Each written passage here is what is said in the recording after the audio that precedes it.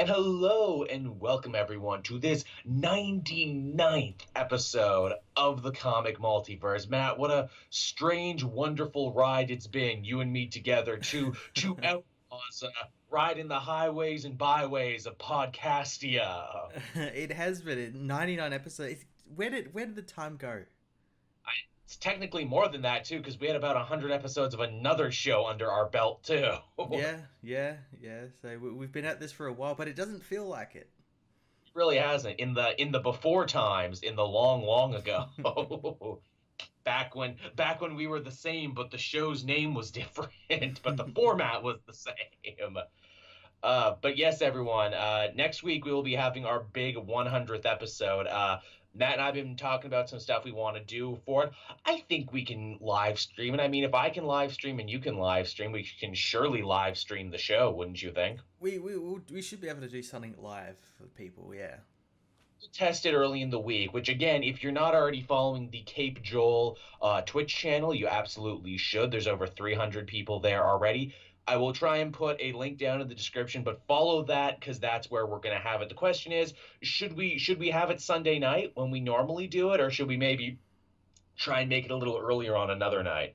I don't know. Well, maybe that's something we can poll. Maybe, yeah.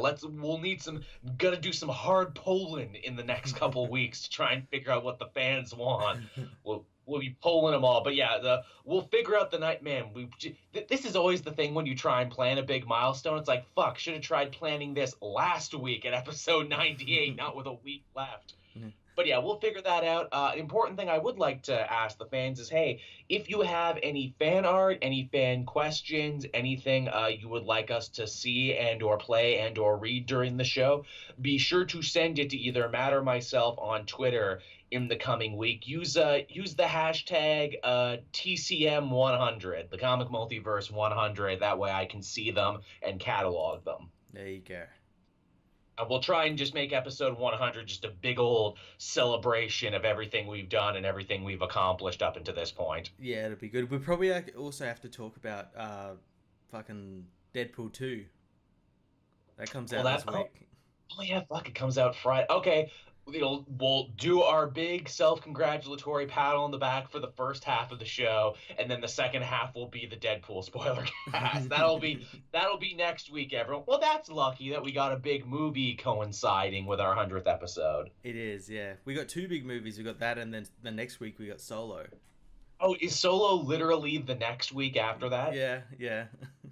Oh shit, man! It's gonna be a big ass couple of weeks. And I think when you say solo, don't you mean Soilo, as in former what is it, noteworthy artists would say, but don't now? Yeah.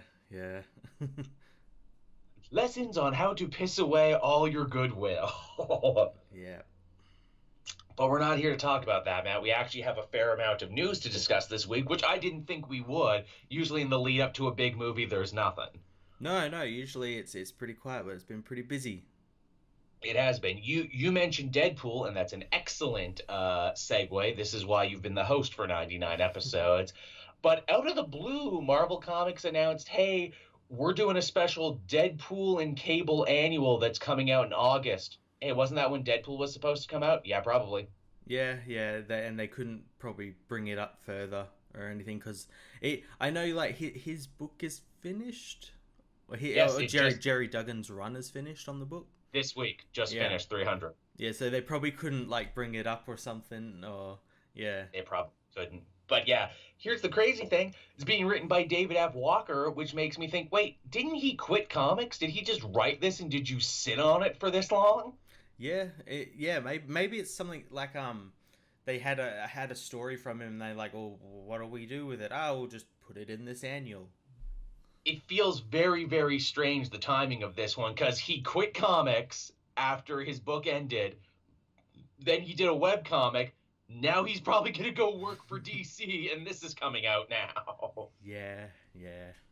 Oh, well, good for him. I like David Walker. I'll probably pick this up. It'll be good to have some Deadpool-themed content. Even though Duggan's run, and we'll talk about this when we talk about what we read this week, left me in the sort of position where I'm like, you know what? I don't need to read any more Deadpool after this. This is fine. This is a good place to end it now, because no one's going to be able to top this. Oh, that's good. It is for the shaky 2 volumes, it's like, okay, I see what you were doing here. I see what you were going for now. Yeah. But yeah, so good on David Walker. You're going to get some more Deadpool and Cable coming your way, assuming you're going to like the movie. The early press screenings and everything have all been pretty positive. Yeah, they have been. People have been really liking it. Yeah, which is good, because we were worried about Deadpool 2 because it looked to be such a huge departure from the first one. Mm. And it also looked like they incorporated a lot of X-Force in there, where it's like, oh, is this supposed to be its own thing, but you smashed them together? Yeah, yeah. Because you weren't sure if you were going to get to make an X-Force, and you still might not be able to make an X-Force now if certain deals go through. And you just don't own the rights. A fact which the movie even makes fun of, where he's like, yeah, Deadpool 2 crushed it so hard, we might not even make a 3. Yeah, yeah. I like that. Yeah. Literally, you might not. Deadpool might just show up as a guest in other people's movies. Maybe.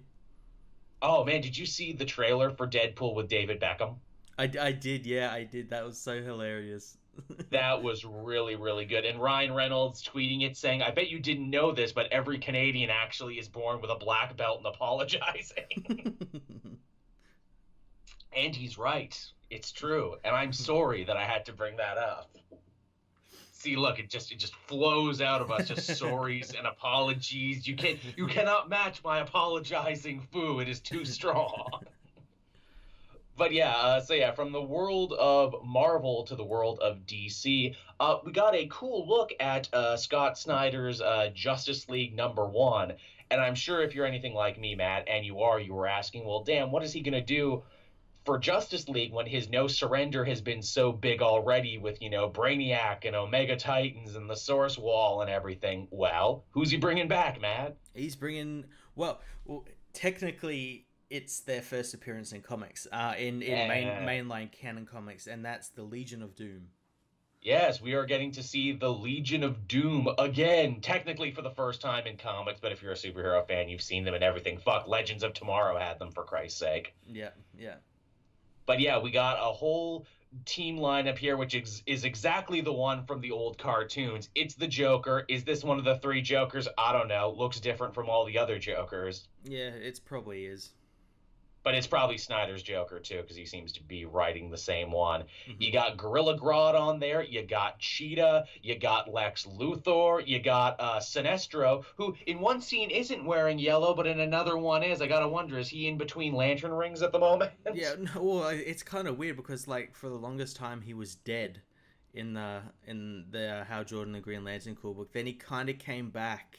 And he kind of just, like, disappeared for a little bit, so we don't really know what's been happening with him. Got some splaining to do there. Oh, yeah, and Black Manta. Black Manta's just happy to be invited. Hey, guys, thanks for inviting me on the team. I'm not really a team player. They put me on the Suicide Squad for a minute, if only to illustrate what a dumb idea it is to put me on teams. Thanks. I get to join the big villains club. You all really think I'm the equivalent of Lex Luthor and the Joker? Yeah, for Aquaman, we guess. It's like, we couldn't get hold of, Bizarro or anything. Yeah, really. We couldn't get Ocean Master. Actually, I think Ocean Master is in the Mira book right now. Yeah, probably. And he might not be evil, because I remember the last time I read him at the end of, Throne of Atlantis, which was that long ago, he wasn't evil at the end of that story. He was actually quite conflicted and morally gray. Oh, that's cool. Yeah. Also, hey, I guess this furthers the idea that, I guess Lex Luthor is returning to villainy 100% now if he's on the Legion of Doom. Yeah, I guess so. So much for his, it's like, well, I'm not gonna go back to villainy 100%, but I do hate you, Superman, and, we're not friends anymore. But I'm going to help you save the world and know justice. Fuck, I'm joining the villain team now. But again, because Snyder's writing that, maybe we'll see a nice bit of development and crossover that finally makes him say, you know what, screw the heroes. Yeah, maybe. Bad guy Lex for life. Looks really good. It's Chung's art, isn't it? Yeah, Jim Chung, he's jumped from Marvel over to DC, and you got to say, the characters really benefit from his art. It looks really nice. They pop. They look very dynamic, don't they? Yeah. And I also got to give them credit for having a clown and a cat lady and a gorilla and a deep diver and a hedge fund manager all standing together, and they don't look stupid. Like, it just looks so quintessentially comics. Like, you look at that image and you're like, that's a fucking comic book right there is what that is. Yeah, yeah. I want to know what that's about. I wonder, too, if we're going to see more of, because it seems like in the last little bit, Marvel and DC have been looking at each other's papers more and more. I wonder if Marvel looked at that and they're like, oh, shit, they're doing the Legion of Doom. Fuck. Hey, Jason, do you have any plans to reassemble the Masters of Evil? I think we should reassemble the Masters of Evil. And maybe hurry up with Doctor Doom becoming evil again and leading the Masters of Evil. Yeah. Maybe they might come back. Hey, there's one for the chats, everyone. Who would be on your version of the Masters of Evil in 2018? Because there's been quite a few versions of it over the years. Who would you put on it? Yeah, I'd have Doctor Doom. That he's a must. I'd bring back Mandarin. Mandarin's been gone for a while now. I think Dan Slott might do something with Mandarin at some point, because it's like, where else can you go with Iron Man villains? It's like you have to do them at one point. Yeah, I'd bring him back. Who else? You need someone from Thor. Loki's kind of a universe villain now. He's fucking... Yeah. He's in Infinity, Countdown, and he's like, we're doing this whole Celestial thing. He might be too big for it. Is Scourge or Enchantress alive? Put them on the Masters of Evil. Yeah, one of them. Maybe is Malekith alive? Yes, Malekith is very much alive, and he's leading, what is it, the Dark Council of Worlds and shit. So he's got his own villainous team. Yeah. Captain America, maybe Red Skull or Zemo or someone. That's the thing. Red Skull is definitely coming back to life soon enough, but that would be a way to explain it. Plus, you'd have, Red Skull and Doom fighting each other, and that's always fun. Yeah. You need a Hulk in there. We haven't had a new version of Abomination in a while. How about that? Yeah, Abomination, or do something with Weapon H where he becomes a villain again.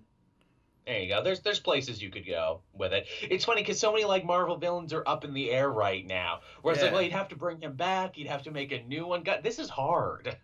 Yeah, either they're dead or haven't been seen for a while because they've been off. People have forgotten about them. They've turned good guys. They've turned into good guys, or they were never really villains in the first place. Yeah. It's rough doing a new Masters of Evil. I can see why they haven't done that concept in a bit. It's hard. It's very hard. So yeah, that's an interesting thing there. And hey, while we're on the subject of DC Comics, and we were talking about this before we started, Bleeding Cool, everyone's favorite comic book rumor house online, which, goddamn, I gotta begrudgingly say they've gotten the last 4 ones 100% correct. They say that a new DC Crisis story is not only incoming but inevitable. Yeah, a big one, probably at the end of this year, is what they're saying, and they kind of walk you through it, and a lot of it is conjecture, but they're like, hey, every 3 to 5 years we get a crisis, and Dark Knight's Metal was supposed to be called Dark Crisis. And, Doomsday Clock is taking its sweet-ass time, and they need something in between for that story to finish, and crises have always been really good for them, financially, if not creatively, so, don't be shocked if we get a crisis soon. Yeah, and I know, obviously, all, the big, Jim Lee and all that sort of came out, it's no, we're not doing that, definitely not doing that, but, yeah, they kind of said the same thing, before, so, yeah. You might not call it a crisis, but it's going to be a crisis. Because, again, Dark Knight's Metal, with destroying the Source Wall and everything, that might as well have been a cosmic crisis or a multiversal crisis. It was essentially a crisis, is what it is. It was, yeah. It might not have taken everything back to square one, but lots of things are being taken back to square one anyway. Yeah. And, hey, you know what, again, not to make people afraid or anything, but from my sources...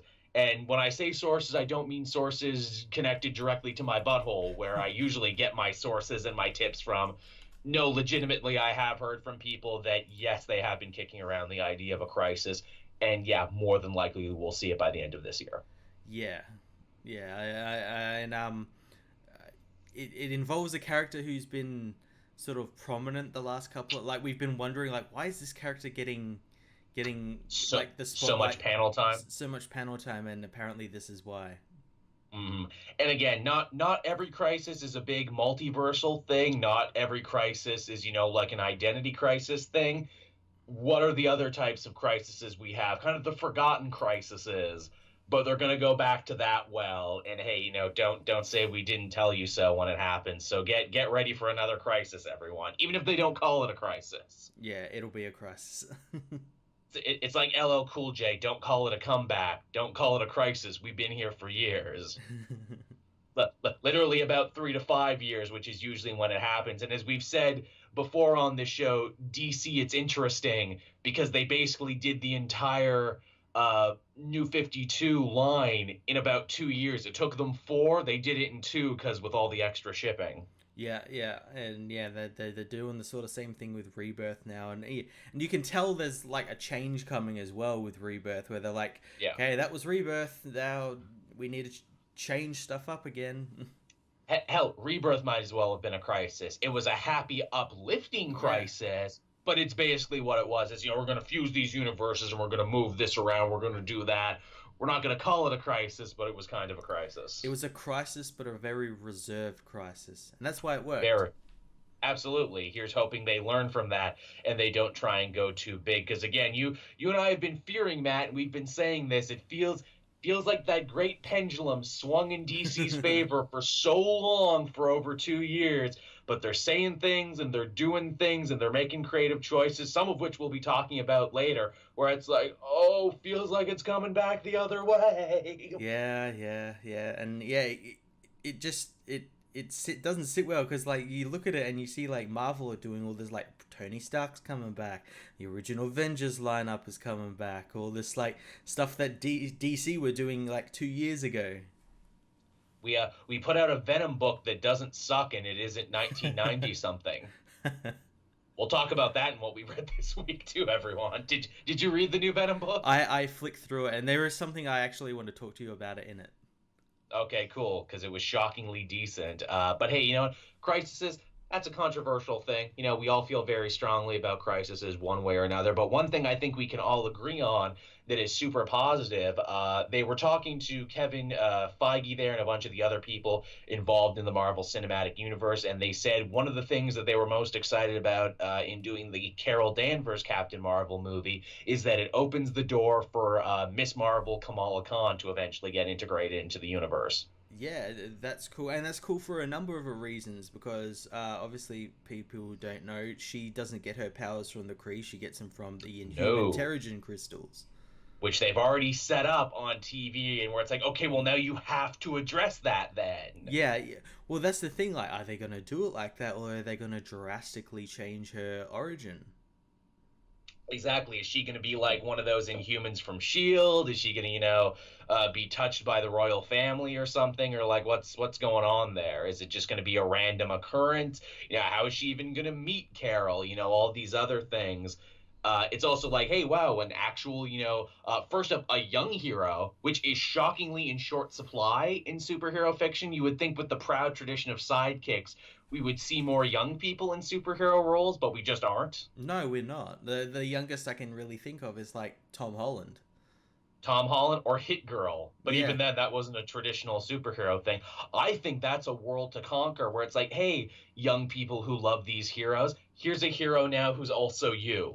Yeah. And here's also a sidekick. Like, again, you figure like DC, who has some of the best sidekicks, that they would have figured this out by now, but they are just still so many years after Batman and Robin, just so petrified at the concept of trying out sidekicks. Yeah, well, and that's the thing, like, when they do, it's usually relegated to like what Titans is, the fucking streaming service, like a couple of people will only watch.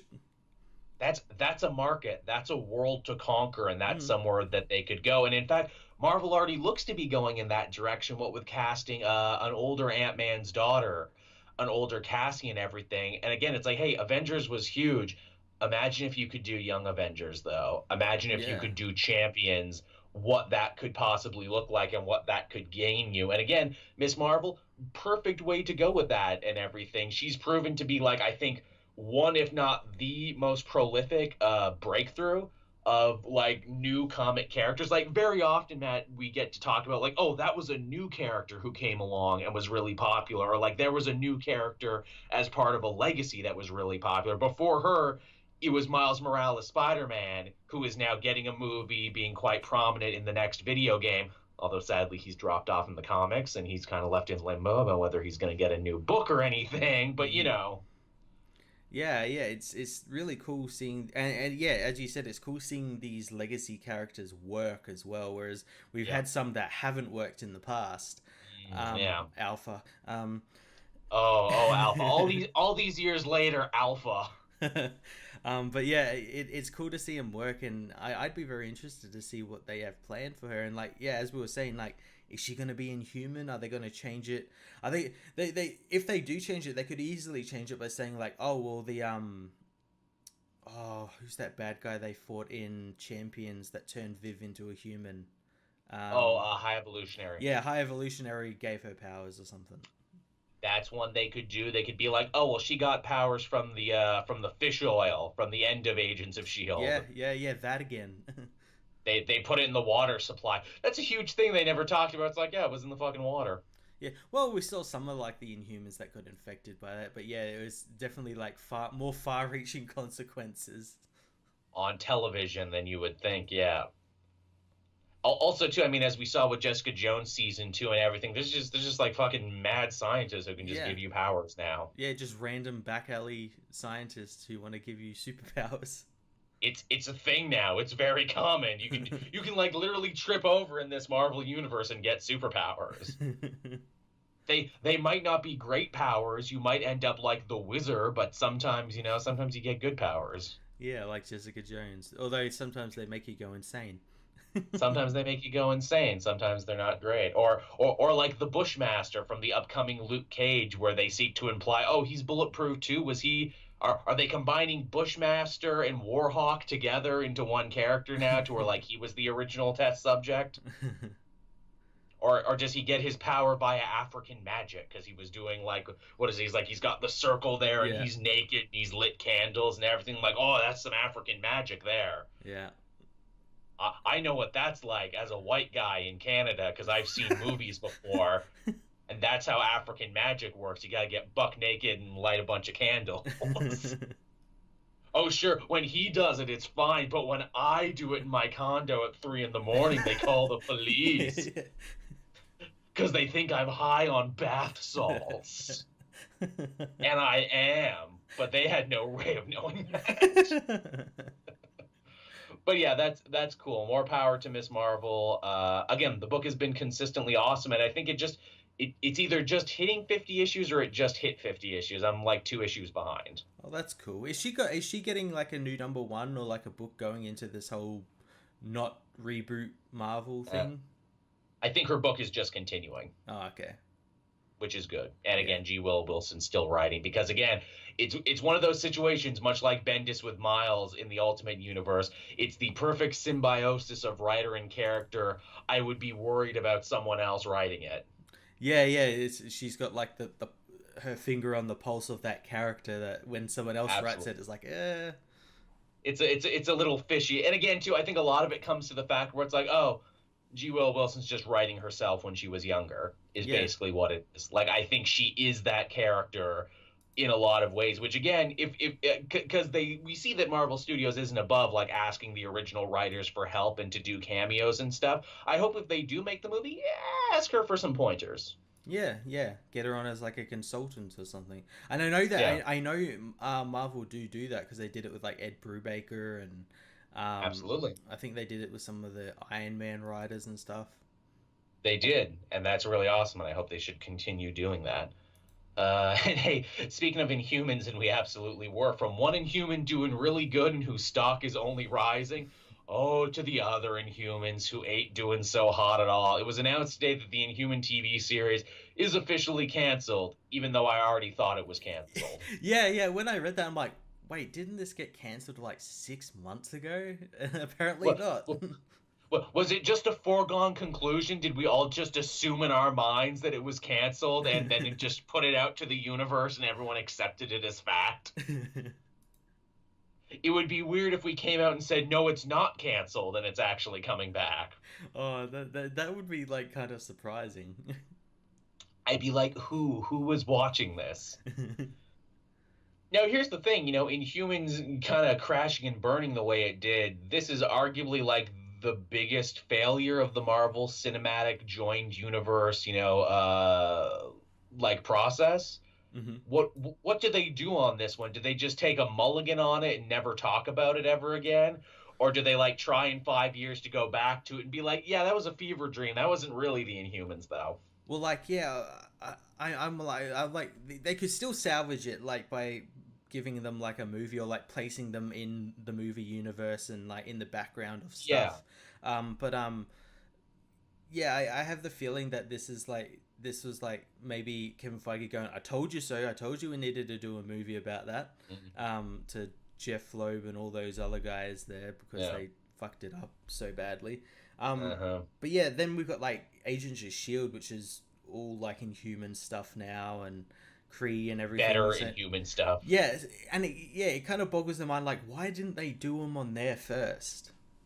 It really seemed like it was going that way. In fact, why didn't they do a crossover? They literally should have done the first Inhuman story from the comics, only swap out the Fantastic Four for the Agents of S.H.I.E.L.D., and that should have been like a 2-night event. Watch Agents of S.H.I.E.L.D., then watch Inhumans. Yeah, they could have easily done all of that, but then, nah. We needed to do this show that was, drastically under budget for what they had to do. I think it speaks volumes to what little faith they actually had in the project by the end, and the fact that they now have the X-Men back, they might just never talk about Inhumans ever again, or if they need to reference them like in a greater cosmic movie or something, it's like, the Inhumans, they live on the moon, don't go there. Yeah, probably. The New Attilan, it's like the freaking Arkansas of the Marvel Cosmic Universe. Don't even stop for gas there. Yeah, just power straight through. Just roll the space windows up and lock the space doors. Don't even sightsee. Don't drink the water there. Just keep going. Just keep going. Go to Earth. There's more fun Inhumans there. Which is hilarious, too, because we were talking about Ms.Marvel. Some of the best stuff of her early run is finding out she's Inhuman and, like, getting to hang out with the royal family who are still on Earth for a minute. They probably won't do that now. No. Hey, can I go to the Xavier School? You sure can. We're welcoming of everyone here. Hang out with Wolverine and Kitty Pryde and everyone. You're an honorary mutant, Ms.Marvel. You're our new Inhuman buddy. Man, I'd sure like to learn more about myself and my heritage. No, you don't. Just leave it at that. Can you imagine how many people have like both the X-Men and the Inhuman fan base that would piss off if like Ms.Marvel ended up joining like the X-Men? Oh god, yeah. What is it? My other co-host Sal maintains to this day that if the X-Men rights had worked out, she would have been a mutant and not an Inhuman when she was created. And I can definitely see that. But at the same time, I think being an Inhuman actually helped her because she got to be a big fish in a little pond. If she just became like the new hip X-Men girl with powers who was a mutant, I don't think she would have been as popular. She would have fallen into the ranks of all those multitude of like characters we never even see anymore.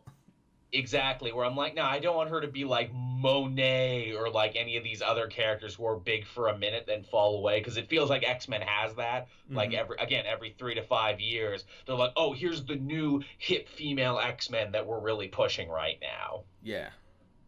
Also, too, as I like stop and think about it as well, where the fuck did my train of thought go? Mutants, Inhumans, Ms.Marvel, where's this gone?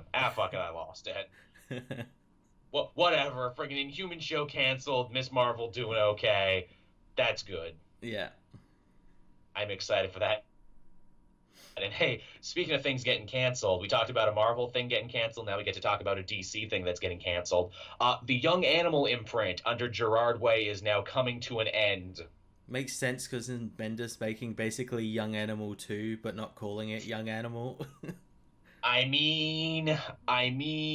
It's a thing. Now, Gerard Way has said, look, this is ending, but Doom Patrol will be continuing in some form or another, because I guess Doom Patrol was the most popular one, and they already gave it a crossover with Milk War, so they don't want to pull the plug too prematurely. Yeah, and they're going to be in the Titans TV show, so...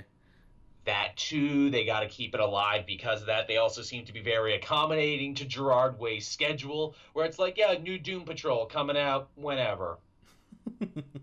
When it's done, Duke Nukem time. Yeah. Now, I liked you mentioned Brian Michael Bendis on this one and saying how isn't he basically just doing Young Animal 2 with a bunch of the books he's working on right now. So the other internet rumor and scuttlebutt and, word around the campfire and everything is that the reason that Young Animal is getting the axe and the reason that DC Comics are actually getting more expensive soon, they're going up a whole $1 now. They're going to be $3.99 American, but keep the same schedule. So they're going to expect you to spend upwards of $7 to get your Batmans and your Supermans and the books you really like. Apparently, one of the rumors, and again, I don't know anyone. No one told me anything about this. This is strictly conjecture here. But the reason this might be happening is that because DC is paying Brian Michael Bendis an obscene salary. Makes sense. Yeah. That, he's getting paid more than anyone at the company and more than any person has ever been paid to write one comic in a very long time, since the boom days of the 90s. And I bet when they went to get him, they just gave him a blank check and be like, write what you want as well as what characters you want. And we'll just give it to you. And that's bad. That's terrible. Which, hey... Well, it's bad if your name isn't Brian Michael Bendis, because I'm sure for him it's a fucking festival. I'm sure, if true, it's great for him, and I would love a deal like that. It's the Brock Lesnar deal is what it is. We'll pay you $500,000, and you only have to wrestle 4 times a year. It's great. And yeah, you can go back and do UFC if you want. That's fine, too. We don't care. Just don't leave us, Brock. Never leave us, you precious, precious mayonnaise boy, you. Never leave us, and also don't let us catch you doing steroids. But now I'm off topic. But yeah, again, if true, that's insane, but I buy it. Yeah, I do as well. A lot of the stuff I've heard about it, I'll like Bendis's deal with DC is it's ridiculous, but you're like, yeah, no, I can buy that. Man, I hope people buy his Supermans and his Action Comics. I hope they live up to the hype, given that they essentially seem to be giving him an arm and a leg and everything else he wants. And man, we read that Action Comics teaser and we read that Superman teaser, and we were not 100% impressed, were we? No. And I mean, as for me, and I'm sure for a lot of people, I went through the entire New 52 DCU era without picking up or reading a single Superman book, and it didn't matter. Mm-hmm. It was only when they threatened to bring back the other Superman and kill the New 52 one that I started. Is this what we want going into this? Let us also opine for a second that, again, this bleeding cool rumor about the Crisis that is incoming, apparently one of the things that is rumored that the Crisis might do is undo Batman and Catwoman's upcoming marriage and also undo Superman's marriage to bring them back to the way most people remember them as, rockin', swinging single guys. Get rid of the Selena Bruce one. Didn't give a shit about that. Doesn't make much sense anyway. But not Same. Lois and Clark. They've been married since the 90s. Yes, don't break it up because you want to return to some status quo that you're in love with that wasn't as good as you think it was. Yeah. Superman got good post DCU because you let him be married. Yeah. That's what made it a must-read. Don't get rid of it because you're like, oh, well, our competition is making everything like it looked like 20 years ago, so we need to do it too now. Yeah. That seems like what they're doing. Mm-hmm. That seems like it. Seems wrong-headed, does it not? Yeah. Again, if true. But man, between price raises and, jettisoning whole imprints, what does this mean about the new age of heroes? As I've said before, all those books are fine, but I doubt they can support an entire imprint. No, they can't. They can't support it. definitely not. No, like, here's the thing, like, Young Animal, again, it was like Vertigo Jr. It was like, it was kind of weird and out there, and, there were kind of more metaphysical ideas for books. I can see why it got the axe when it did. It was all kind of cult books. Plus, apparently, they're bringing back Vertigo anyway. So that's something that I might want to do for the future. New Age of Heroes, same deal, where it's like, are people buying these enough? Like, they're fine, and because they're superhero themed, I could see them lasting longer. But when push comes to shove, and fans only have so much money to go around, and if books are getting more expensive anyway, I could read the new Damage, or I could continue to be reading Justice League. Well, buy Damage. Yeah, well, I think some of the books will survive. I think the Terrifics will survive because it's an interesting team, and it's a team of characters people have wanted back for a while. They're also not all original. Yeah. I could see maybe the Immortal Men surviving for a little bit, mainly because the Batman Who Laughs is in it.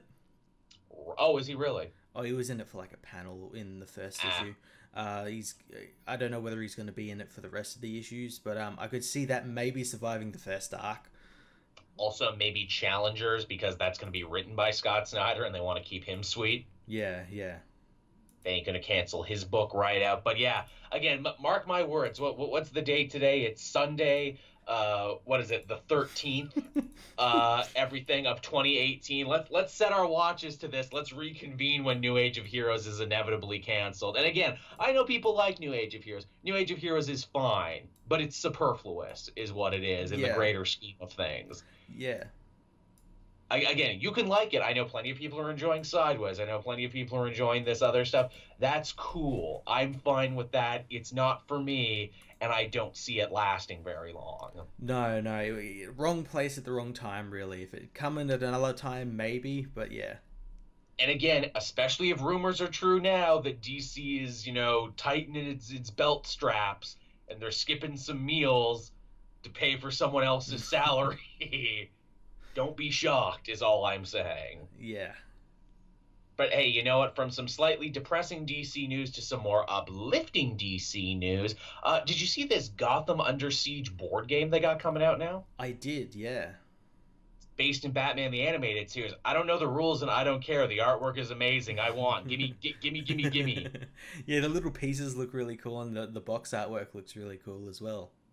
I want to play right now. Hey, anyone, if you know anyone who works on Gotham Under Siege or has the main line on this, tell them that Matt and Joel of the Comic Multiverse will happily test this game for free. We just want to get our hands on it. Yeah. It looks really, really good. I never thought we'd be talking about a board game on this show and how psyched we are about it, but it's fucking dope. It does. It looks really cool. It's really, really awesome. So yeah, hey, there's your there's your shell out for Gotham Under Siege, everybody, coming soon.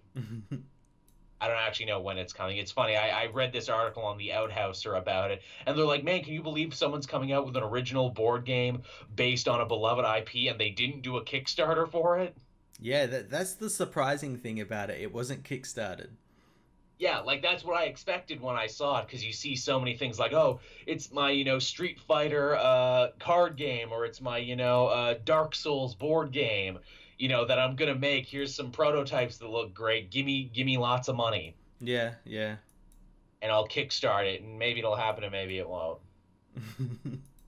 Sometimes it doesn't, though, and that's depressing. And then you don't get your money back. No, you don't, because some guy ran off to Russia with it. Yeah. Or you get, sorry, I spent it. I spent it all on hookers. I'm sorry. It happens. I'm sorry. It happens. There was a good deal going, 2 for 1. Like, 2 for 1. Well, you can't say no to that. I mean, sometimes you get universal fan conned, which is a new thing I'm trying to get into the lexicon now, getting fan conned. Yeah, you've been fan conned. You've been fan conned. Oh man, there's shows out there talking about like shitty Kickstarters that didn't make it. If you and I ever do one, Matt, we have to call it fan con. That'd be pretty cool, like comic based Kickstarters. Works for Guru Larry. We're as good as Guru Larry, aren't we, everyone? Say yes. Just say yes. I know my accent isn't as lovely as his. Matt has an accent. I don't know how you feel about it, but there you go. We get FanCon coming soon. Trademark Comic Multiverse 2018. Do not steal. That's our thing. Do not steal. But yeah, so that's the news, everyone. We hope you enjoyed that. And from there, we can hop on over to what we read this week. And it was actually a pretty meaty week, all things considered. It was. It was weird, though, because usually, like, whenever a Detective Comics comes out, we have an Action Comics and everything. Yep. Didn't have any of that this week. Nope. It was a weird week in that regard. Yeah, but we got a lot of Batman, though.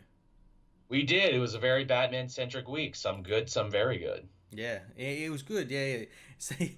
Some good, some very good. Because it's only because Tom King's Batman wasn't out this week. That's next week. That's next week. We'll see the continued fucking madness of Booster Gold. You know, here, because I won't remember it next week when we talk about this. Someone was complaining in the comment section of my review for, Tom King's Batman, talking about how insane and incomprehensible this story is. He didn't have a defense of the story and why it was good. He said it's sad to see Tom King become the industry punching bag in the comic world, to which I wrote back, what the hell are you talking about? He's up for 2 goddamn Eisner Awards. Not for this, though. This sucks. He's up for 2 Eisner Awards for something else. I think it's fine. He can take the hit on this one. Yeah, well, he might be able to, unless he throws another shit fit on Twitter. I must protect precious sweet baby King from all the big meanies on the internet, from all the nerds who stroke their beards and cluck their tongues and talk about what shall be done of this Tom King. And with that, everyone, let's get into what we read this week. You want to go first, Matt? Let's talk about Detective Comics issue 980. Yes, a very Batgirl-centric issue, which I was not expecting and pleasantly surprised by. A cool Batgirl-centric issue, since we got to see possible futures, but also possible pasts. Yeah, that opens up a lot of questions, James Tynion. I thought DC Rebirth was one solid line of time that we knew, but the heroes forgot because Manhattan tampered. But wait, now you're telling me that might have been possible because Batgirl's in the wheelchair, but she's not. But that could happen again. And what is what?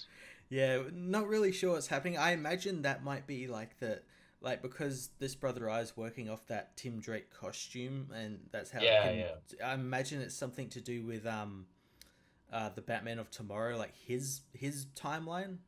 And in his timeline, they were Batgirls, and yeah. Right, but I mean that's as good an answer as any other, Matt. I'll take that. It's funny because I read that issue, then I read the article about the Crisis, and I'm like, oh, is that what they're gonna try and do? Where it's like, look, we need to put everything back that we broke while also keeping at the same time, where it's like, look, we wanted to keep Orphan and we wanted to keep Spoiler because we didn't want to undo Batman Eternal and Batman and Robin Eternal because those actually sold pretty good, but we also want them to be Batgirl again and we don't know how. Is that what they're going to do, where it's like, well, we need to delete characters and we need to get other characters to where they're supposed to be? I think so, yeah. Or it could be just like James Tynion just like putting this out there, and it's like, hey, they let me put this out there, let me put this in a comic. If another writer wants to do it once I'm gone. Here's a fun Easter egg for you. It's funny, Green Arrow has the same problem too with Mia Dearden, where it's like, oh, but we already had her in the comic. Oh, but she got introduced by the people who wrote the TV show, and they didn't know what her deal was, and we can't just bring her back now because we have Emiko, who's basically just Mia but different, and oh fuck, what do we do? And also, I think she's gonna be in Young Justice season 3. Ah, shit. Why did we do that? But yeah, this was cool, Detective Comics. I like this. Yeah, I liked all the OMAC stuff and how Tim's been turned into like an OMAC Batman. It's just like killing cops. Yeah, Batman. Yeah, I thought that was pretty cool. I like this one, too, because James Tynion remembered that Harvey Bullock existed for a minute. Yeah. And Renee Montoya, I'm like, why aren't you two more active in stories? You two are great. I like you two a whole lot. And also reminding, hey, Renee and Batwoman dated. So, yeah. Yeah, they remembered that. Hmm. Also, too, I like Brother Eye talking shit to Batman for the whole thing, being like, you broke ass Batman, you invented me to fight crime and save the world, but you were too much of a limp dick motherfucker to ever Yeah, use you're a big me. fucking pussy. Yeah, Batman, huh? Huh? Chicken, buck, buck, buck. He was basically doing the Tommy was so chicken, you're a big chicken, Batman. I'm fed up with this world, which Brother Eye is basically fed up with this world. That's why he's trying to assimilate everybody. Yeah, yeah. And now I hope every time you read Brother Eye, you do so in Tommy Wiseau's voice. I hope I've ruined that for you. Oh no! Oh no! I did not assimilate her. I did not. It's bullshit. But yeah, that was a fun one. And yeah, he's gonna be done soon, James Tynan. This is him closing up shop. Yeah, what issue does he finish on? I think it might be. It's either the next one or the one after that. Yeah, because I know just after that we get like a Black Lightning story. Yeah, that'll be interesting. Yeah, that's gonna be sad to see him go. It will be. Can they also finally announce who's going to be writing Detective Comics after this fill-in arc? Because we're right up to the wire and they haven't announced yet. Yeah. Do they even have a writer? Is it going to No. be a series of filler stories? Oh, God, I hope not. That's what Detective Comics was back in New 52. They're like, there's no strong direction for this book. Just get a bunch of fill-in writers and every arc will be different. Yeah, that's what it was. It was good, but yeah, there was no direction for it. Yeah, don't go back to the New 52 era, where, again, don't make it so I feel like I have to skip this book. Yeah, I want to read this book, especially if it's going to be one of two Batman books that's going to be good. Absolutely. Although, what is it? Benjamin Percy said something kind of interesting on Twitter. He said, I can't believe I'm taking over blank next year. What a huge honor. Although I doubt it would be next year he'd be taking over Detective Comics. Yeah. I'd like to see him. His run on Green Arrow is really good. It was really good. Hey, what's Tim Seeley doing right now? His Green Lanterns is coming to an end soon. Can he take a crack at Detective Comics? He knows the Bat family. That'd be pretty cool. Yeah. He wrote Grayson during his Super Spy era. He had a big part in Batman and Robin Eternal, so he knows the characters very intimately. I think he'd be a good fit for it, honestly. Yeah. Hell, give Tomasi and Gleason it. There you go. They're not doing anything right now. Yeah, let them take that. I'm sure they would do a great job with him. Do what they did for Superman to Batman. Which they did in Batman and Robin. Callback reference to all the work exactly. They did on they could do like follow-ups to all that sort of stuff. They could, which there was a lot of good story there. Yeah. Yeah. All right then. So that was Detective Comics 980. Everyone, good shit. Yeah. I guess the other big comic that came out this week, and you said you had a question for it, Venom #1 from Donny Cates. Yeah. I'll let you talk about it, and then I'll ask you this question. Right. So, usually I have a very love-hate relationship with Venom. I am a strong proponent of, him never actually being all that good outside the original stories he was created in. He kind of became like, oh, he's so fucking cool, though. But look at him. Isn't he cool? And indeed he is. He is pretty cool. But the problem is that everyone who writes Venom writes him with that mindset of, oh, he's so fucking cool. Look how great he is. Yeah. Cates does not do that, thankfully. He goes the other way completely. When we join Eddie Brock in this comic, he's out of work. He's almost homeless. He's disheveled, and he's taking antipsychotics to keep the symbiote from yelling at him. He also kind of looks like Sabretooth because he grew his hair and his beard out. Yeah, he does. Yeah, that's who it was. I was like, this guy looks like someone now. Who's he look like?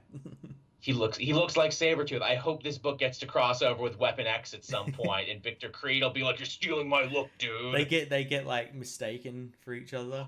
Oh, we do a Prince and the Pauper thing, like another group kidnaps Eddie because they think he's Sabretooth, but he's not. Yeah, and they're like, oh, he's someone much worse. Exactly. What is it? Again, I'm a little bummed that it's not Flash Thompson, but Donny Cates actually has something for that too. You see, the symbiote isn't listening to Eddie anymore. It's kind of like mutating. It's getting this weird like bird thing on its chest where the spider used to be, and he's got like these crazy spirals on him. Mm-hmm. It's a very cool design. I got to give Stegman credit for that. It actually looks really slick. He gets kidnapped by this old army dude called what was it, like Rex something. Yeah. And and Rex is like, crap, my info is out of date. I really thought you were Flash Thompson. Well, I guess we got to go through with this then. And I'm like, yeah, Rex, you and like 50% of the people reading this wish it was Flash Thompson too. But his thing there is that Rex was part of something called the Sim Soldier program. Yeah. And that is before they put the symbiote on Flash Thompson to make him a super soldier, they gave it to all these other guys. Yeah. And you're probably wondering, wait, how does that make any sense timeline-wise? I thought the symbiote only came to Earth recently. Apparently not, though, because we see a flashback to Vikings and Grendel and everything, and they're fighting a symbiote. Oh, jeez. So apparently there's a whole secret history of symbiotes on Earth we didn't even know about. And his thing is like, I used to work for S.H.I.E.L.D., but S.H.I.E.L.D. fell apart, and they, arrested all my buddies from the Sim Soldier program, and they're going to, put them on ice, and I think that's unfair. Can you help me, Eddie Brock? Can you save them? And he tries to save them, but shocker, they turned out to be evil, and they're mutated symbiotes, too. Oh, shocker. I know, right? These guys who might have been evil turned out to be evil. But it looked great, though. And again, the symbiotes keep talking about, like, oh, God is coming, the god of the symbiotes. And I'm like, Grendel? Really? From the Beowulf story? Is the god of symbiotes? All right. Yeah, it's pretty interesting. I've heard worse pitches, and what really works about it, too, is, like I said, Donny Cates isn't constantly kissing Eddie Brock and Venom's ass. He's actually showing a flawed version of this character that we don't get very often. And he's really good at mythology and sword and sorcery and world building and being like, what if Venom wasn't a superhero book? What if it was a monster book? What if we wrote it like a horror series? And I'm like, that's a good idea. You should do that. Yeah. And he also, and this is like partly my question, he asks something that like literally no one who's written it in like 25 odd years has asked, and that's like, do you know the symbiote's name? Do you know what it wants? Yeah. Do you know what it eats and all that sort of stuff? And I'm like, oh, that's pretty cool. How has no one thought about doing something like that?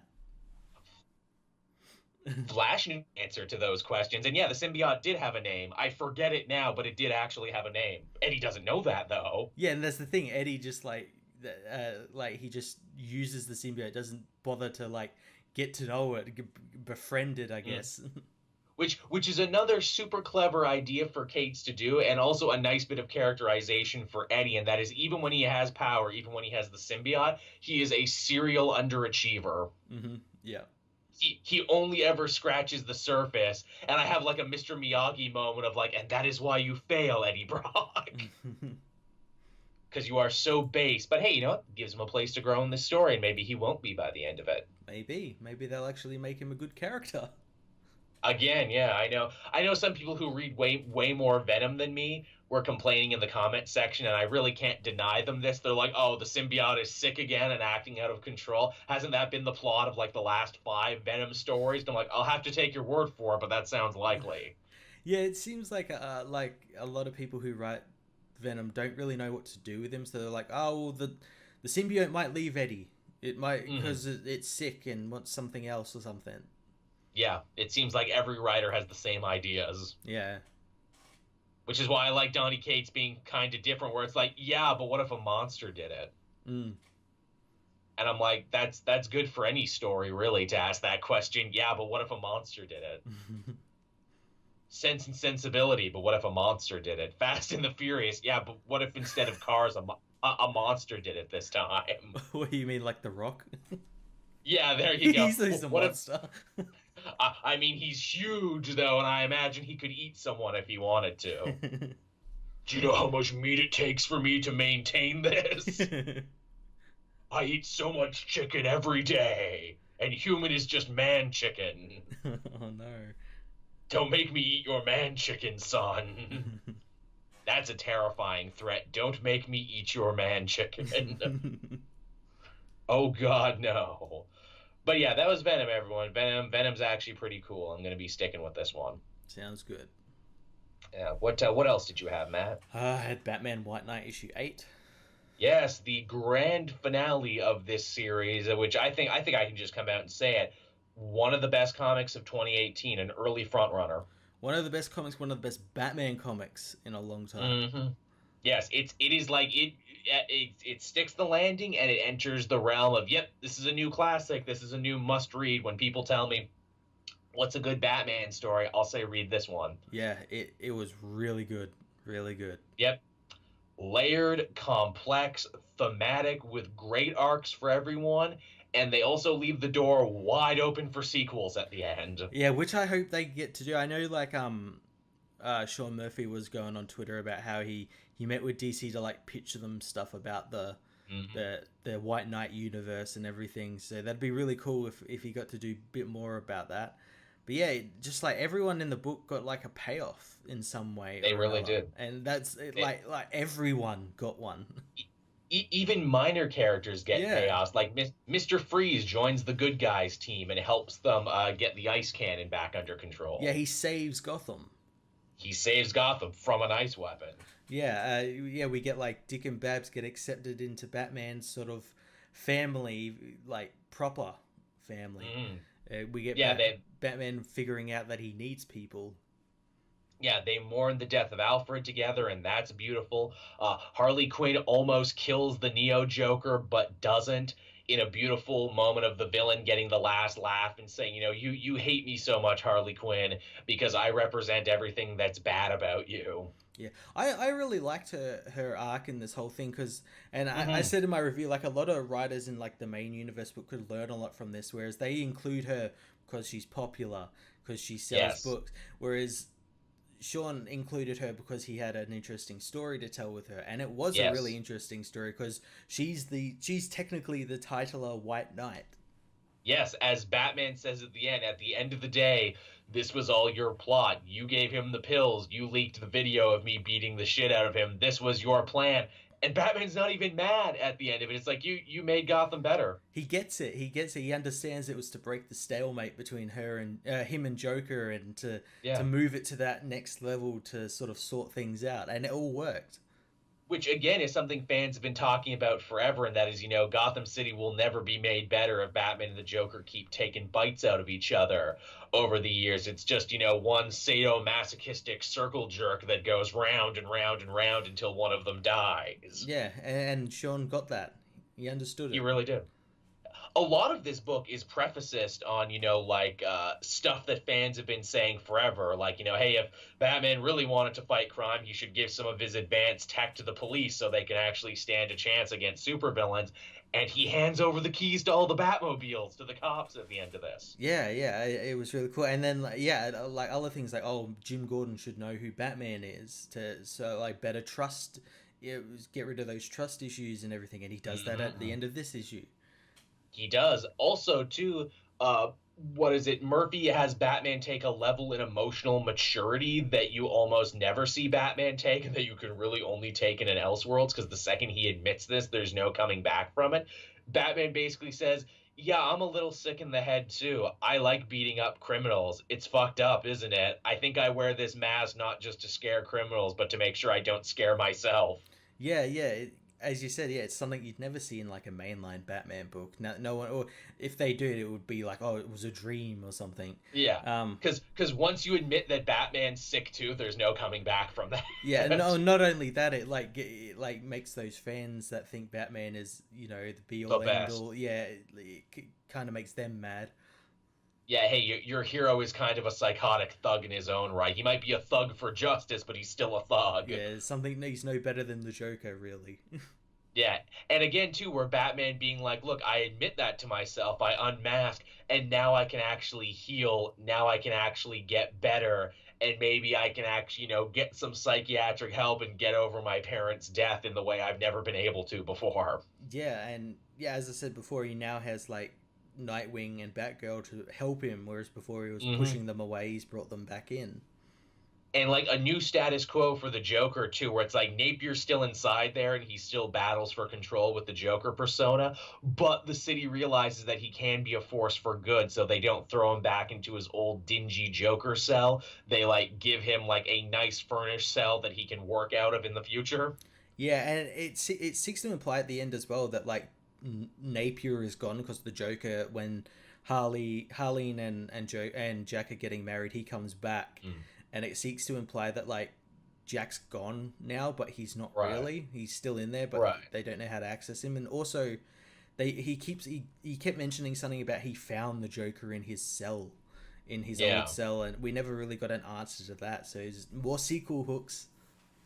So many sequel hooks. I know someone actually asked me at the end of this. They're like, "Well, why didn't Jason factor into the story?" I'm like, "'Cause that's probably White Knight too." Yeah, that's probably a sequel, and really, he didn't need to factor in all that much. Just No. that part of that story that Joker had to tell Batman. That's really all it needed to be, and that was part of Batman's journey to heal and accept who he is.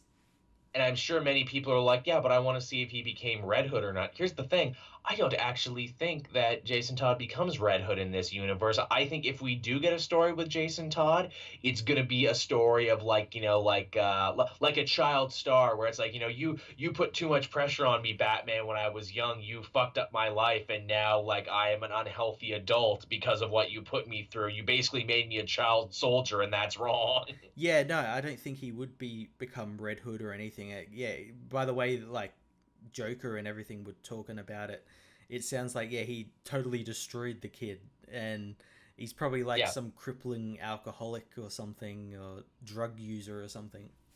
And again, if Batman is actually getting help, if he's going through like his own 12 steps of coming to terms with things, I think apologizing to Jason and all the people he's hurt is something for a sequel. Yeah, definitely. Because again, that's a story you can only tell in an Elseworld. Batman being like, "Oh, I've been doing it wrong this whole time. I should really apologize to people." Yeah, I should admit I'm wrong and say sorry. Yeah, I'd like to see Leslie Tompkins in this universe too, where it's like, "Hey, Leslie, sorry I didn't take any of that psychological counseling you tried to give me seriously. Sorry I dressed up like a bat and beat people up because that's how I got off." But yeah, White Knight again. Mature, complex, engrossing, one of the most thinking man superhero stories I've read in a very long time. Yeah, it was a really well thought out book. Incredibly well thought out. Like, there are so many ways that Sean Gordon Murphy could have whiffed this one, that like it could have made it stupid, like if one character had a better argument than the other, but he paints everyone with such an even hand. Yeah, there's no... It's not like, again, I don't want to harp on this, it's not like Tom King where he is like, Batman is always right, everyone who questions Batman is wrong, Batman is the best, whereas this one, everyone's kind of wrong, everyone's kind of right, everyone is equal. It's a story with true shades of gray, which you don't see very much. And heck, even, again, as we mentioned, everyone gets an arc here, even the small characters. The stuff with Duke and Bullock is probably the smallest aspect of this book, and yet I thought it was one of the best handled, because Duke in this universe was a cop. Bullock thinks he's shit for leaving the force, and there's a little undercurrent of racism going on there, too. Actually, a big undercurrent of racism going on there, too. But in this story, Duke saves Harvey's life in the big fight, and then at the end of it, when they're rebuilding Blackport, when they're rebuilding the poor area, Harvey is there actually helping out in that community building stuff. Yeah, it's the most characterization Duke has had in a long time. It's true, and he, the first thing being they actually remember Duke exists. and he's a wildly different Duke too. Is the other thing? He's an adult man and a former cop, and I'm just like, wow. Yeah, it's so much better. It's shocking. It really is. Did Batman and Signal ever end? Because I'm like, I'll look at that when it's done. It's still going. It's still going. I feel bad for Duke. It got like delayed or something. I don't know why it got delayed. It wasn't something that was of great importance. So I guess not. Also, hey, weren't you supposed to be a big thing? Weren't you supposed to be the Signal? Yeah. For the light in Dark Knight's Madeline is. Yeah, he's not even in Detective Comics. No, which is a big team book, and they don't even mention him. No. And this is James Tynion, the student of Scott Snyder, a guy who has tried himself to launch his own, sidekicks in like Bluebird and everything, but even he doesn't mention Duke. Yeah, maybe he's learnt. Like, I've tried this, it's not gonna work. Hey, people didn't like my new addition to the Bat family, Scott. They're not going to like yours. And it's true. You know what they need to do? They need to spin that off into a duo book. It needs to be Bluebird and Signal. They need to have a team book together is what they need. together they'll make up for what each other lacks. That's what they need. Which, hey, that's the thing. I don't even think Bluebird and Signal have even met each other. Probably not. They're all bouncing around the Batcave, and I don't think those two characters have ever met or shared 2 words. Which, goddamn. So yeah, that was White Knight, everyone. Truly excellent. Don't trade weight on this one. Buy it. Buy it. You will not be disappointed. It gets the comic multiverse seal of approval. It does. It's so good. It's probably going to be on my top 10 list of 2018. Oh, it's an easy contender. Like, again, we're not that far into 2018, but it's front of the pack right now. Yeah. Like, I can't even think of anything else that even comes close to touching it right now in terms of quality. No, I can't really either. Like it's shocking where it's like in years past, I'm like, oh, well, this is up there and that's up there. Even as I look through the books I've done here, I'm like, yeah, those are fine, but it's not near it. Like, I enjoyed Avengers No Surrender for being like a cool classic Avengers book, but even then, it's like, White Knight, it broke new ground, and I mean that. Yeah, it really did. It broke new ground. I hope we see more like this. Yeah. All right, so what else do we have going on? Ba-dum. Should I do a DC or a Marvel, Matt? Do whatever you want. Oh shit, I don't know, man. It's hard in here for a pimp. Hey, let's talk about the new Hunt for Wolverine. Adamantium Agenda. Yeah, this was a really good one. Or as it's also known, New Avengers Reunion, because that's basically what it was. Yeah, that is pretty much what it was. And I'm totally fine with that. That was like an Avengers team around the time I was getting back into Marvel, so... I think for a lot of people, yeah. Yeah, so I'm glad to see Luke Cage and Spider-Man and all these characters sort of getting back together. What a warm, nostalgic glove to put on, which is basically a lot of Marvel Fresh Start right now. A warm, nostalgic glove you can put on that is safe and familiar. It's funny, too, is that, it's part of the Hunt for Wolverine series. We see Wolverine in the beginning in a flashback, and then the rest of the story really has nothing to do with him. Yeah, no, I said that in my review. I'm like, this story doesn't really have anything to do with Wolverine unless they tie somehow Danielle Cage and her DNA sequence being tied to Wolverine. Yeah. It's really funny because we're gonna have 4 of these minis. We got Adamantium Agenda, we got the one with Daredevil, we got the one with all the X-Men characters, and then we got the ones with a bunch of X-villains. I wonder when it's all said and done, because they're only like 4 issues, what the important one is going to be. Wouldn't it be funny if just the ones with the X-Men turn out to be the important one? Yeah, this story is just like, this is just some, Wolverine was on this team. This is just a chance to get that team back together. Because even though I've been enjoying everything I've been reading so far, in the back of my head, I'm like, you can't all find Wolverine, though. Yeah, no, you're all doing, especially after, Weapon Lost, where they had Cypher, find every lead. I'm like, well, now you just give that app to, every other team, and, yeah. You can't all find him, or maybe you can. I don't fucking know. I think that their reasoning is we have so many people looking for him, we're bound to find him sooner than later. Eventually, yeah. We're dragging the ocean. We got to find him. Yeah.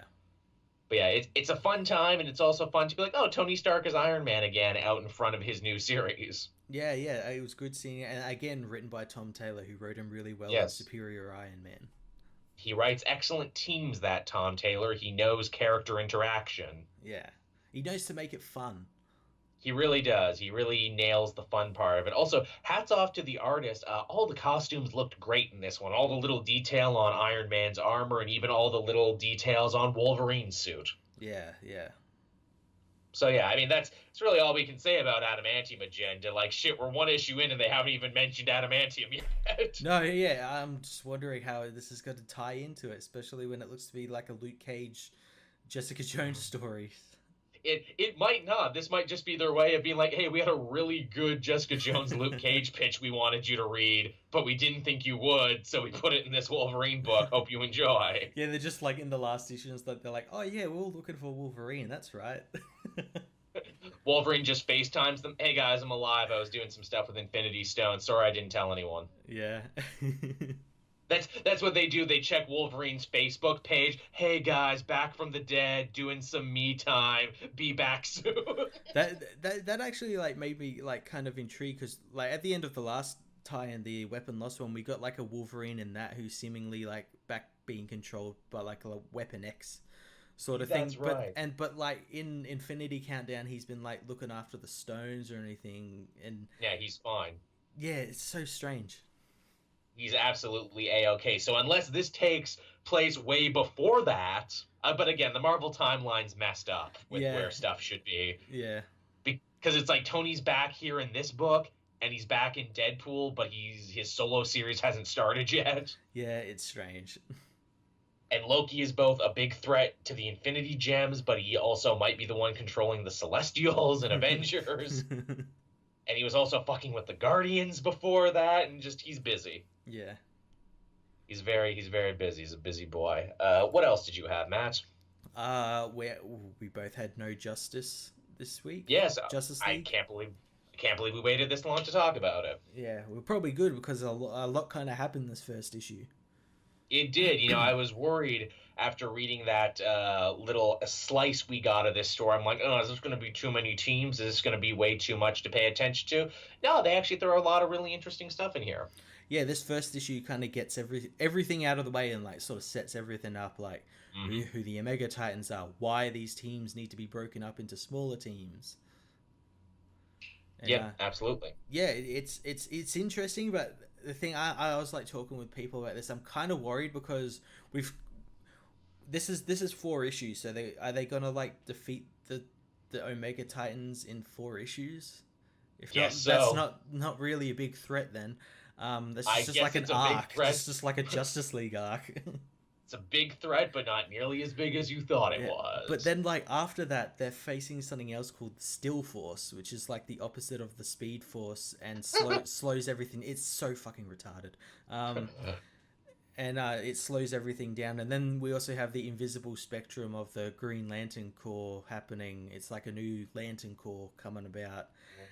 Which is not to be confused with the Ultraviolet Lantern and also the Legion of Doom in there somewhere too. Yeah, and it kind of gets me like wondering like where does it stop for like Scott Snyder? Because like every story, even in like his New 52, every Batman story was like, well, you thought that was tough for Batman, but this next threat is even tougher. Yeah, I know. It's kind of transitioning over into this. We had just had Dark Knight's Metal, and so you thought that was bad. Now we have these other things called Omega Titans, and then we have this Still Force and infrared spectrums and. Like where does it stop? My theory is they defeat the Titans, but they don't go away. Yeah, well, then that's the thing. It's like, well, then why are we like building them up as this like be all end all threat? When apparently you can defeat them in 4. Also, there's talk too that like Yuga Khan is going to be coming back, like he's inside one of the Omega Titans suits, because that's the thing. They're like, oh, we don't know what the Omega Titans actually look like. They might just be beings of pure energy. Yeah. And yeah, this issue as well as like setting them up, we got see Brainiac back again. Yes, for a minute. Yeah, for a minute until Amanda Waller kills him. Goddamn Amanda Waller. She ruined it for everyone. I love that so much as a fan of Amanda Waller. I love the universe could be destroyed. She sees Brainiac and she's like, oh god, I want him for my team. Yeah, I need his brain. Download his hard drive. Yeah, make a copy of it. Which, hey, because Joshua Williams is working on this one too, we finally get an answer to the Task Force 11, Task Force XI, the team of psychics. Oh wait, but didn't we already have a Task Force XI in Damage? No one reads Damage. Yeah, that doesn't matter. That's the New Age of Heroes book. No one cares. As we mentioned before, Damage doesn't count, and this more than anything also I think illustrates to me how much other writers care about New Age of Heroes, where it's like, oh, did they do it over there? Well, fuck them. Well, not only that, it kind of brings into question, oh, was this written before that? Yeah, really. Yeah. Could be a thing. But yeah, it's a cool setup, and I like they find a really good answer for the question where it's like, well, why are these heroes and villains working together on these teams in these weird formations? Oh, because it was Brainiac's idea. Yeah, it was Brainiac's idea, and they just happened to be around. Yep. That's basically it. They were there, you know, he took the heroes, there are uneven teams, as Batman noted, but we have these villains here that's going to help. I have used my computer brain to mathematically figure out what the best strategy is. He's like a freaking RPG player there trying to find the best, persona team loadout to beat the boss. And he's like, I figured it out using spreadsheets. And this is the one. Yes, Microsoft Excel. Only the finest Kaluan Microsoft Excel technology that I run in my brain. But yeah, I like that. I'm like, you know what? That's a good reason. That's a good reason for why the teams are kind of weird. Yeah, and I like that they also sort of answer the question in that, like in when Brainiac's describing the Omega Titans, they're like, say, well, why why do we have to worry as Earth? Like they're going world to world. We have lots of time. And he's like, oh no, you don't, because if they attack Kolu, they'll also attack Earth, because I made sure that if my world gets destroyed, your world will get destroyed. Which is such a wonderfully Brainiac thing to do. Like, look, I'm uniting heroes to save the universe, but I'm also a dick. In case you didn't know, I'm still a massive dickhead. Also, hey, good going, Brainiac. You look exactly like you do from the Jeff Johns incarnation. Yeah, he's basically Brainiac from Superman Brainiac. Because of course he is. Why wouldn't he be? And yet, in a flashback to other fights he's had with the Justice League, we see the animated series version. Well, we saw I think during Superman Reborn, we saw like a bunch of different Brainiacs, like this one, the animated series one, the classic one, the guy with the mustache and the short shorts. Yeah. It's nice. I like it when they do that, when they're like, hey man, it's all in continuity in one way or another. Yeah. That's fun. But yeah, Justice League No Justice off to a pretty solid start. It's interesting. I'm kind of worried, because again, it's 4 issues long. How are they going to fight these supposed gods of cosmic powers in 4 issues? Also, as much as I love Scott Snyder, and I really do, the man has a hard time with endings. Yeah. As with all of his series, the best part is usually the penultimate issue, and the weakest part is usually the ending. Yeah. But it's usually fun along the way. Yeah, well, and at least he's taking over the Justice League book after this, so it's not as though, another writer comes in, so it's like, none of that counted, we're going to do something else. There's not going to be some weird stopgaps in there. And hey, talking about new writers taking over and stopgaps, let me tell you about Deadpool number 300, the big finale of Jerry Duggan's 5-year run. Let's hear it. He's been writing this run for as long as you and I have been talking about comics on the internet. Yeah. We reviewed issue number 1 of this series back when it was him and Brian Posehn, in another life on another channel far, far away from here, that people may recall. But yeah, so issue number 300, Deadpool is in full self-hating mode. What else is new? Yeah. The heroes still want him captured and brought up on charges for the murder of Phil Coulson, which they're keeping. To try and track Deadpool down, Captain America gets a shield tech to rebuild Agent Preston's LMD body, figuring, you started this with Deadpool, you were basically his conscience, you can hunt him down, right? Yeah. Deadpool also has an alien super weapon that he picked up during his last trip to space that makes everyone around him so disgusted they puke up their guts. And he basically makes the entire Marvel superhero community just barf all over the damn place. So he's got a 6-stick from Minority Report. He has a 6-stick is what he has, and he 6-sticks everybody. And there's a great bit where it's like, oh, is Vision gonna stop him? Vision's a robot. Vision can't throw up. Except Giant Man is behind him, and Giant Man lets out like a friggin' waterfall of vomit and drowns everybody. That's hilarious. And it gets Deadpool even more depressed, where he's like, well, fuck, I put out $20 million for the supervillain community. They couldn't kill me. I antagonized all of the heroes in New York. They couldn't kill me. Just what am I going to do here? They're going to put me up on this murder for Coulson that I only did because I was following orders. Why is my life so shit? I know what I'm going to do. I'm going to go to Butler's old lab, the doctor who had a big part in creating me and who was stealing my organs back all the way in the very first arc. When he would steal Deadpool's organs, he would wipe his mind a little bit. He would steal a couple weeks here and there. Yeah. Deadpool basically says, if I hook myself up to all the mind drugs and wipe my whole mind, then that'll be as good as dying. All the drugs. All the drugs. Like, literally, he hooks himself up to all the drugs, and Preston and Captain America, they get there too late. And we actually see a moment here, and I think a lot of people got this wrong in their reading of the book, where Deadpool literally walks through his memory through all the biggest moments of this 5-year run, and he guns down his own memories. That's awesome. He kills his own memories, and the idea basically being, oh, I see what you're doing here, Jerry Duggan.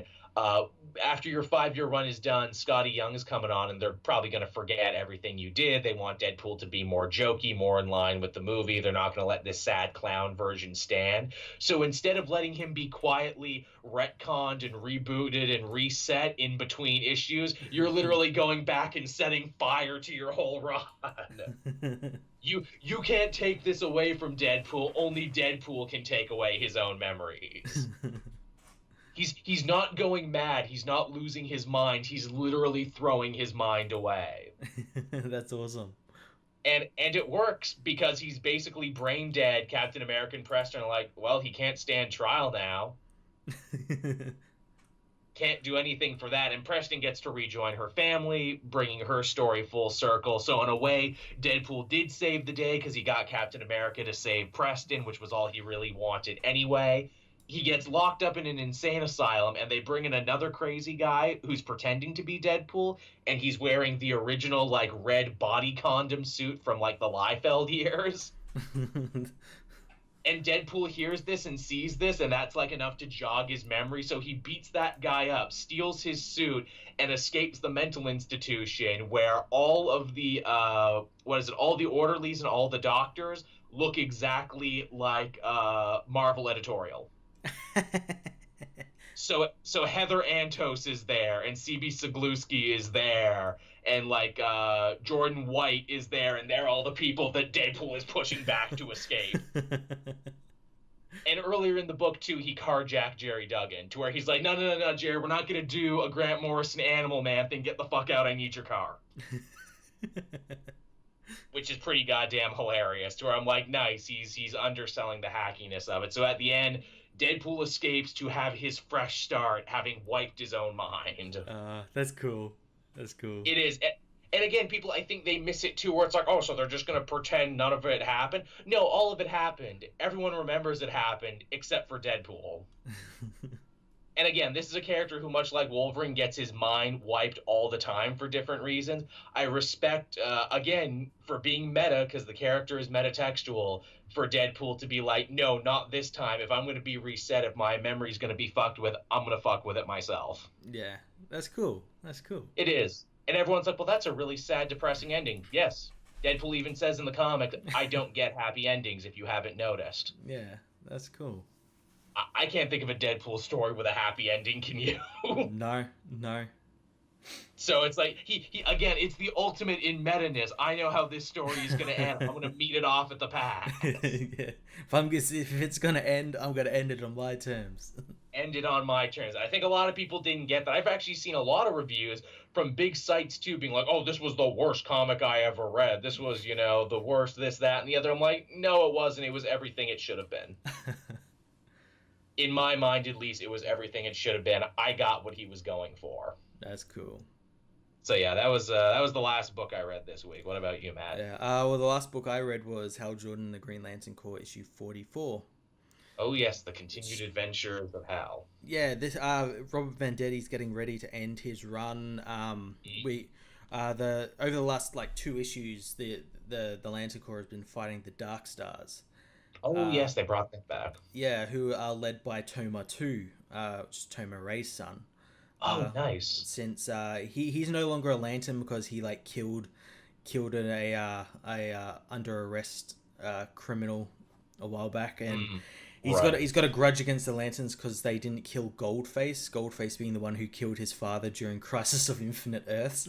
That's right. I remember that. Jesus Christ, there's a deep cut for you. Yeah, so he got given a Dark Star mantle because of that, and because of that, he's made the Dark Stars super efficient law enforcement. As he would.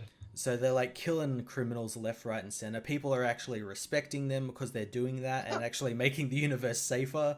Lanterns gonna beat the Green Lanterns by doing them better. Yeah, the Lanterns like, no, you can't do that, and they go after them, and it ends as bad as well as you think it would, with the Lanterns getting into a fight with them and all that. But this issue saw the Lanterns. They got told by like, don't come after us. If you come after us, we'll use that lethal force we used on criminals on you.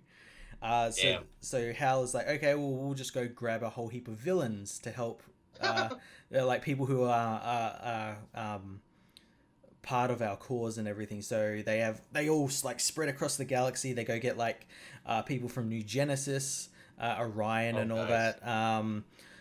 Guy goes and gets Arkillo, the ex-leader of the Yellow Lanterns. Who I remember him. Yeah. John goes to get General Zod.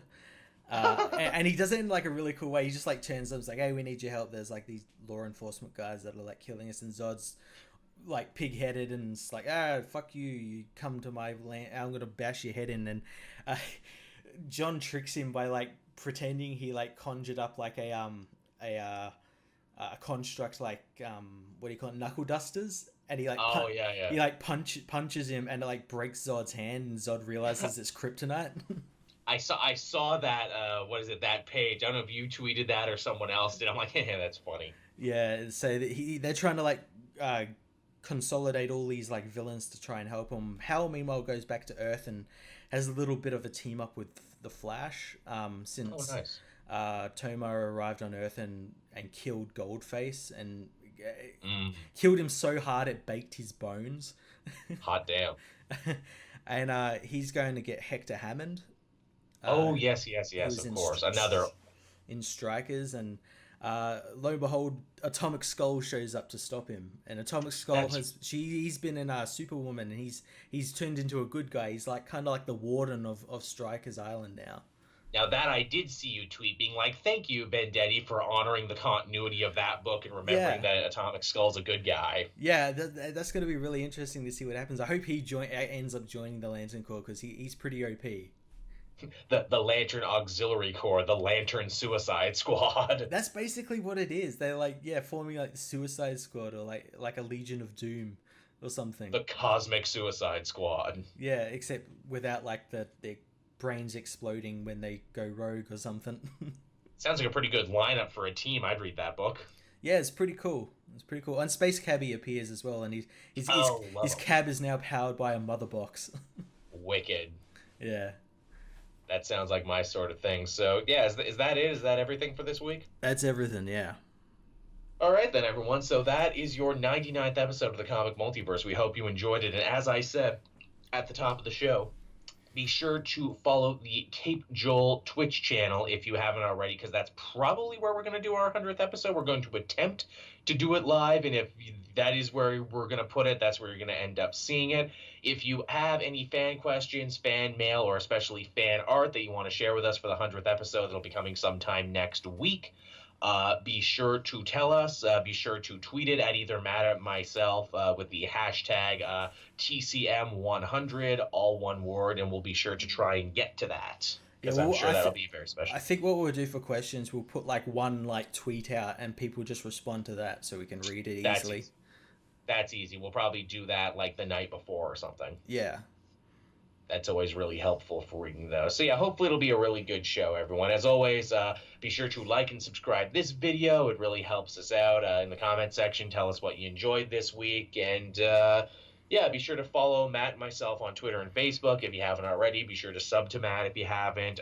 Patrons, as always, get this episode first before anyone else. That's usually late Sunday night. Sorry, SoundCloud is being a bit of a bitch when it comes to uploading these. I don't know what the hell the deal is, if I've exceeded some sort of limit. It used to be really easy. I'd put it up on SoundCloud, I'd set it to private, then I'd put the private link in Patreon so everyone could see it. That's still basically what I'm doing now, but you used to be able to play it from Patreon, and now you're not. I don't know. Well, see, you're not a SoundCloud rapper, so they don't care. I guess so, Matt. We need to kick some sick rhymes for episode 100 so we can get some of that sweet rapper dollars. Is what we need. We need to, really get in touch with our thugged out roots is what we need to do. Talk about the hard knock lives of comic book podcasters and YouTubers. Yo, motherfucker, one time I went to the comic store and there was crackheads and I had to leave. That's just the whole song.